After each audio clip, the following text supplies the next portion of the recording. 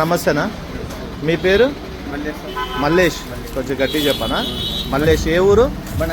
బండగట్టు. ఏ మండలం వస్తుంది? దేవనకొండ మండలం. ఏ జిల్లా? కర్నూలు జిల్లా. పత్తి పంట ఏది వేసింటారా? సింగం. ఎన్ని ఎకరాలు వేసినారు? ఎకరా 30 సెంట్లు.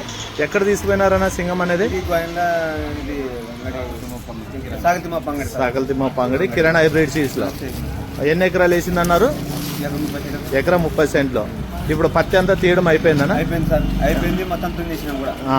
ఎంత వచ్చిందని ఇప్పుడు? 25 క్వింటాలు వచ్చింది. ఎకరా 30 సెంట్లు వచ్చేసి పక్కానా? ఎట్లా ఉంది పత్తి పగలడం కానీ?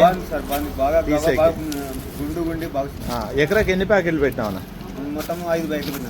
ఎకరాకి 5 ప్యాకెట్లు అంటే ఒకటి ఎకరా కాదు, 30 సెంట్లు కలిసి 5 ప్యాకెట్లు పెట్టినావు అంటే దూరం పెట్టినావు బాగా.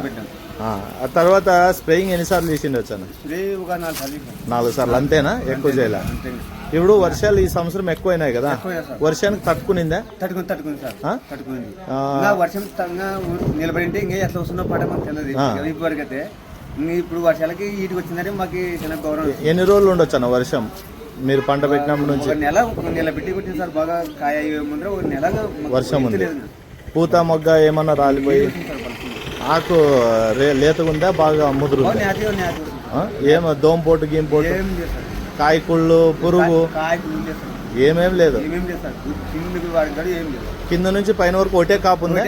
సైజు కాయ సైజు పత్తి బరువు ఎట్లా వస్తుందని? పత్తి అమ్మినావా ఇప్పుడు? ఎట్లా పోయింది? 7,400.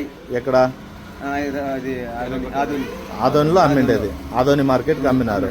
మనం రైతులకు చెప్పొచ్చా దీని గురించి? మీ ఫోన్ నెంబర్ చెప్తారా? చెప్పనా?